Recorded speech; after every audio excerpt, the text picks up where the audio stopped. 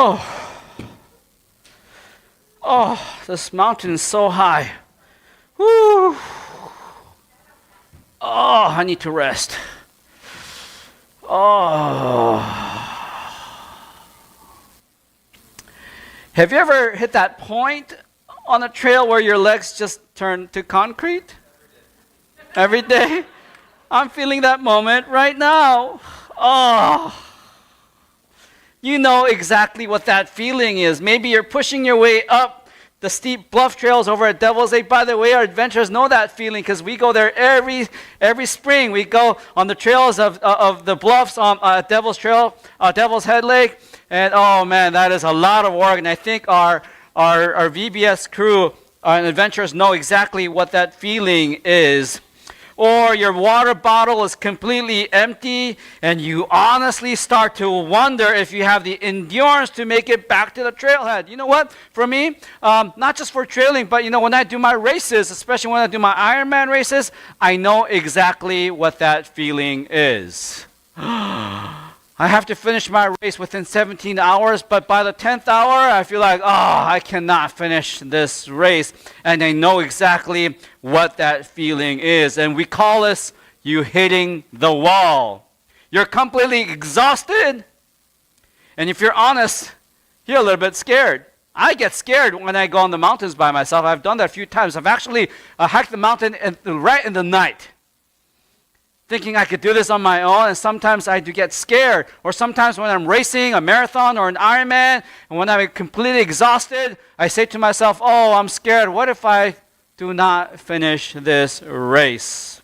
And you know what? Life feels exactly like that sometimes. We carry a massive amount of weight on our shoulders. The trail gets rough, and the mountain in front of us just way too steep. But this week at VBS, our kids have discovered the ultimate survival guide for the mountain. And it's found in Isaiah chapter 41, verse 10. The very scripture reading that we just read together. And it tells us exactly what we need to hear when our packs are just way too heavy. And we feel like we cannot take another step. Is this working, by the way? Yeah? Okay.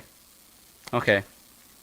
So for each of our day, we had different Bible points that we focused on. And the first point that we studied together is the fact that my God is real. And so every time we have a PowerPoint, the first line we say it together, and the second line we will say, that's rock solid, by giving a fist bump. Okay? So I'm going to ask the whole crew here to repeat after me. My God is real. My God is real. And that's rock solid. That's rock solid. Come on, you big crews in the back.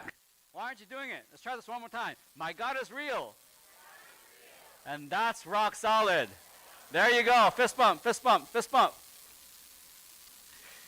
King Ahab and the people have forgotten God. Sometimes we make that mistake as well. We tend to forget God because in the midst of our lives, things are just going well, or our eyes tend to fall away from God and go into temptation of this world, and we forget God. And that's what King Ahab and the people of Israelites did. And so Elijah had to deliver a tough message.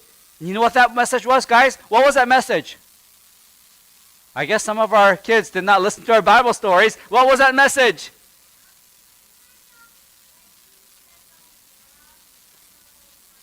Right, the drought. Elijah came to the king and said, there will be no rain for a few years. And as soon as he gave that message, do you think the king liked it? No, he didn't like it. And therefore, Elijah had to run away from the king for his life. His life was in great danger, and he had to run away. And God told Elijah to go to an off trail and deep into a hidden ravine by the brook Cherith. He had to run away. He was in a place like this, a ravine, a brook. You see this here? Perhaps this is somewhere where Elijah might have been hiding while he was running away from the king. Maybe he was scared. Maybe he was just exhausted and tired. And imagine yourself sitting by a shrinking stream in a severe drought miles away from the grocery store. Hey, can you guys imagine that? Sometimes I worry that when we are camping out at Devil's Lake and we're running out of food and we have to take the car out, we might be coming to that experience. Hey, but Elijah That was the situation. Elijah was completely isolated. He was by himself. He was scared. But God didn't just leave him with a nice thought. He gave him a real physical lifeline. And every morning and evening, what happens? You guys remember? Every morning and evening, what did God do? What? Yeah. This week we had a raven called Rainy the Raven. The Rainy the Raven would always want to steal my food. We would have to shoo him away. But guess what? God used that Rainy Raven even to our VBS crew. That every evening when Rainy Raven would come back after trying to steal my food, guess what? God used Rainy the Raven to deliver us the Word of God this week. In the same way, every morning and evening, God used the raven to bring food to Elijah. Flapping of the wings. You know, it's very unusual for ravens to do that because ravens are usually scavengers. They like to eat dead carcasses on the road or in the mountains. That's what they do. But instead, this time, these ravens came carrying a fresh bread and meat and dropping it right into Elijah's lap. God was real, and he was keeping Elijah alive one meal at a time. God does not forget. This reminds me of a famous story that I used to tell in my children's story before. And you guys may have heard this, but let me retell you the story. There was a man named Johann during the time of the communists. And during that time, in a certain country, you are not allowed to talk about God. And guess what Johann was? He was a faithful follower of Jesus, and he would go door to door, and he would be selling Christian books. And one day, he was finally caught selling Christian books, and you're not supposed to do that. You're not even supposed to be talking about Jesus. So he did that. He was put into the prison, and every day, he would look peaceful and calm. And when the jailer saw him, he started mocking him. Why are you so calm? I'm in charge of this, and you could be in trouble anytime. You may not even get out. And he just sat there quietly, and Johann said, I'm not worried because God provides for me. And so the jailer was angry listening to this. So the jailer said to Johann, look, I'll show you who's in charge. And I'm not going to be giving you food anymore. So, true to what he said, the jailer did not bring food to him anymore. And guess what? What happens when you skip a meal for you guys? I know what my kids do. We had 5 kids in my house this week because of EBS, and within an hour of eating breakfast, the kids will say, Mom, what's for lunch? Do you guys have that experience in your homes? Oh yeah, but Johann was missing a meal. Not just a meal, but for days. He was not eating food, and he was getting hungry and hungry. That's what the jailer thought. A few days later, the jailer came in to check on Johann to see if he was dying or not, but guess what? He looked chubbier than before. And so the jailer said to Johann, what happened to you? God provided. That doesn't make any sense. I wasn't bringing any food. I wonder how you were getting food from. And so Johann said to the jailer, I'll show you how. Come for lunch. And so when it was lunchtime, the jailer came back to Johann's cell, and guess what Johann started doing? You guys remember the story? Johann knelt down and started praying the Lord's Prayer. Our Father in heaven, hallowed be your name. Your kingdom come, your will be done on earth as it is in heaven. And then what's the next line, guys? Give us this day our daily bread. As soon as he said that, there was a sound. Meow. What is that? Did I sound like a cat? Yeah? Pretty close enough? And sure enough, between the cell bars and by the window side was a cat with the bread in its mouth. But that's not what surprised the jailer. He was surprised to see that the cat belonged to him.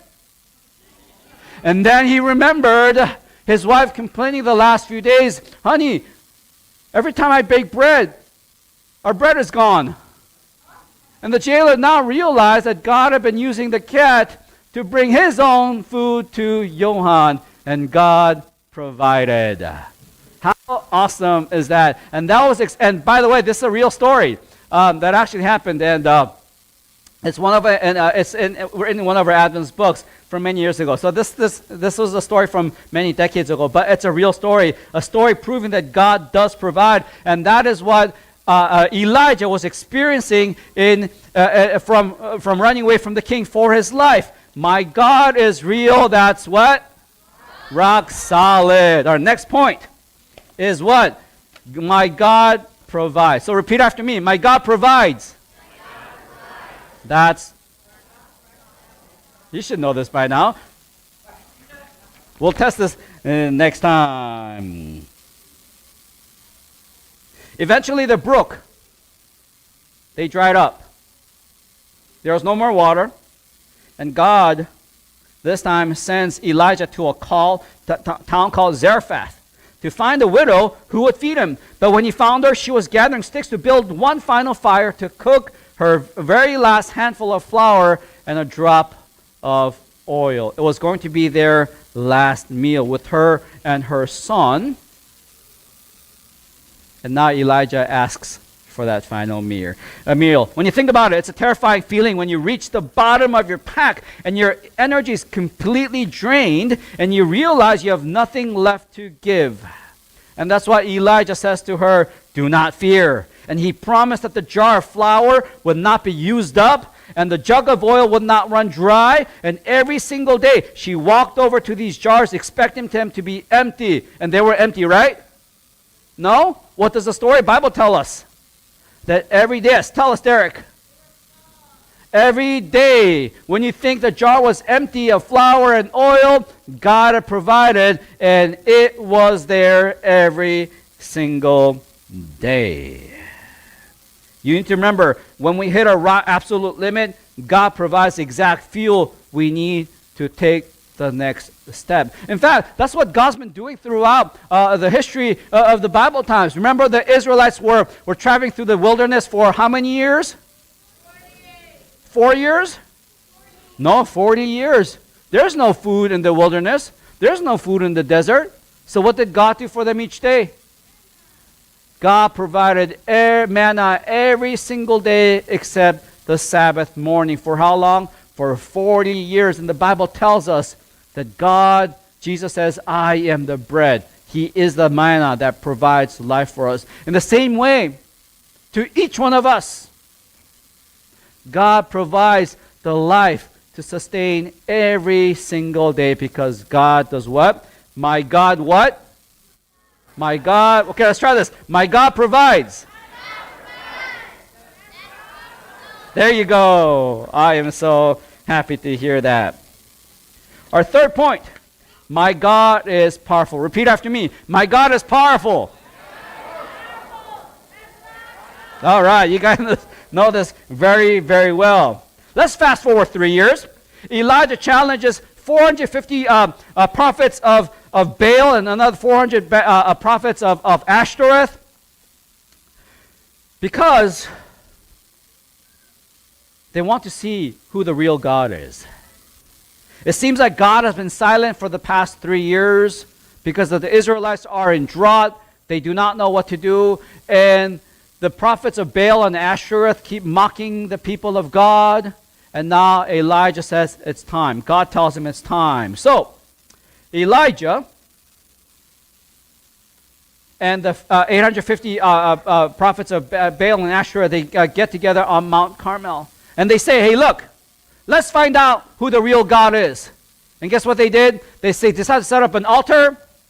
And you'll be praying to your gods. I'll be praying to my God. And whichever God sends the fire upon our sacrifice will be the real God.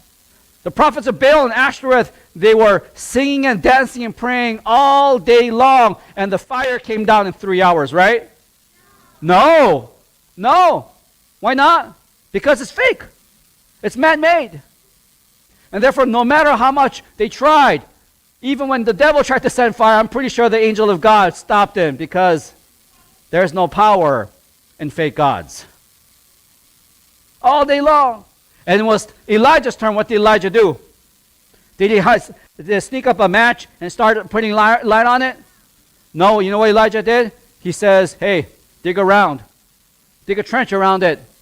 Pour water over the sacrifice. And the water was so full that it filled up the trenches. Everything was wet.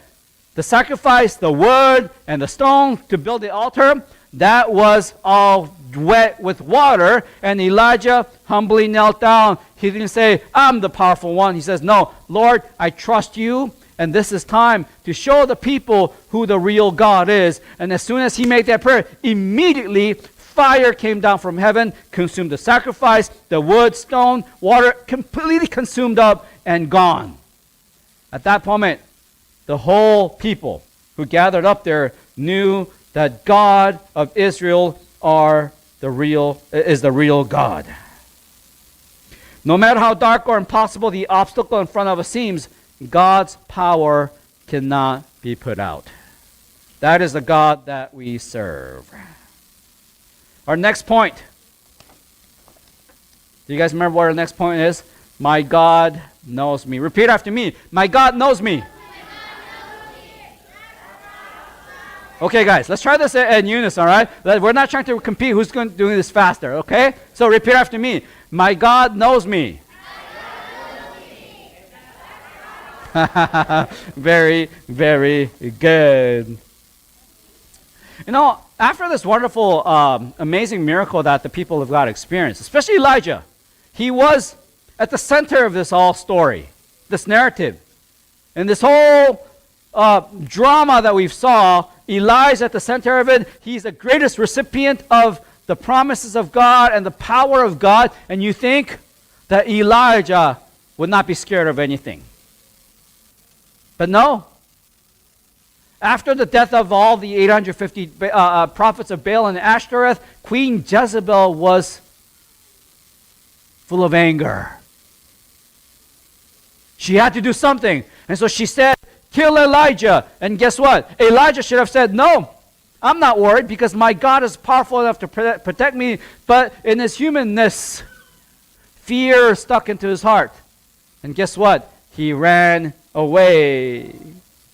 He panics and he runs for his life into the wilderness. He was probably running away from all the wilderness that we see here, running away from Queen Jezebel for his life. And think about the sheer grueling endurance it takes to run day after day, like logging endless miles and even training for a race like me. I had this experience the other day. You see, for me, I like to run at least 5 miles. And for me, because I do this all the time, I mean, it's no big deal. But yesterday was a different story. I was getting tired. I don't know, maybe because of VBS I was getting tired. So in the morning, I put my shoes on, and it was set for a run. And guess what? My body was so fatigued that I was running at a much slower pace yesterday. Usually I will run faster. But yesterday, my body, I was dragging myself because I was so tired. It's the same distance I run all the time.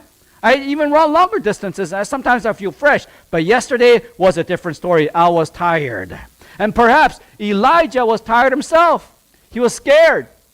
And because of that, even though he might be an experienced person to walk long distances, he was scared, he was getting exhausted, and who knows what. Eventually, Elijah's body and spirit just shut down. He's not motivated. He's scared. Maybe he's about to blame God. And Elijah collapses under a bush, completely burnt out, and asks God, God, just let me die. I can't do this. Just let me die. And I pray that this will never be our experience because we need to trust in our God who provides for us. But this was Elijah at this very moment. And you know what God does? He didn't lecture Elijah. He didn't just push him. He doesn't say, toughen up. He lets him go to sleep. Let him rest. And then God sent an angel to cook him a hot meal and give him water. Sometimes our fresh drink and good food will motivate us, give us power. And then, after that, at Mount Horeb, God meets him there. God was not in the wind that shattered the rocks, or the earthquake, or the fire. And God simply spoke to Elijah in a gentle, quiet whisper. When we are exhausted and terrified, God knows exactly what we need, and He meets us right where we are. Why? Because God knows each one of us. I pray that we could remember that at all times. And these are some great things that we have been learning from our VBS session this week. And last point that we learned from this week is that my God is preparing a place for me. Let's repeat after me. My God is preparing a place for me. Yeah. Elijah's long journey was finally coming to an end. He was walking with his friend Elisha, his disciple, and a friend Elisha, and they miraculously crossed the Jordan River on dry ground. At first, Elisha said, "Look, Master, where are you going?" And Elijah says, "It's time for me to go." And Elisha says, No, I can't let you go. And they do this 3 times. And finally, Elisha realized that his master Elijah must leave, not knowing where. But they come to this point. Elijah wasn't just wandering the trails forever. As they were walking and talking, suddenly a chariot of fire pulled by horses of fire appeared out of nowhere and separated the 2 men. Guess where Elijah was going now? He was going to the place that God has prepared for him. It's a type for all of us to learn as well. Elisha must have thought, oh boy, one day I wish I could be like my master Elijah and go to heaven where God has prepared a place for me. And that's what God is doing for each one of us. Because we know that God is preparing a place for you and me. And this is a promise that Jesus gives to us. In John chapter 14, this is what he tells us. Let not your heart be troubled. You believe in God, believe also in me. In my Father's house are many mansions. If it were not so, I would have told you, I go to prepare a place for you. In the same way that God prepared a place for Elijah, he's doing the same for each one of us today. I will come again and receive you to myself, that where I am, there you may be also, and where I go, you know, the way you know. And that is because we know that God is preparing a place for each one of us. I pray that the 5 points that we learned this week for our VBS crew will be something that will change your life forever, because we know that God knows me, He provides for us, He's powerful, and that He is preparing a special place for us, that when we have experiences like Elijah, when we're thinking we're hitting rock bottom or just hitting the wall and we're exhausted in life, may you remember that God is there for each one of us. And when we do so, it's going to bring joy to my life and to the joy of the people around us, that we will not even eat this walking stick anymore, because God's going to provide us with all the things that we need. So, as we finish, let's go over these 5 PowerPoints, and then I'm going to have our VBS crew come up, and we'll have our closing song together. Okay? My God is real.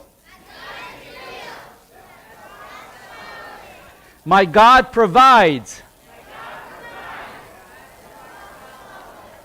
We're losing our discipline now. Together.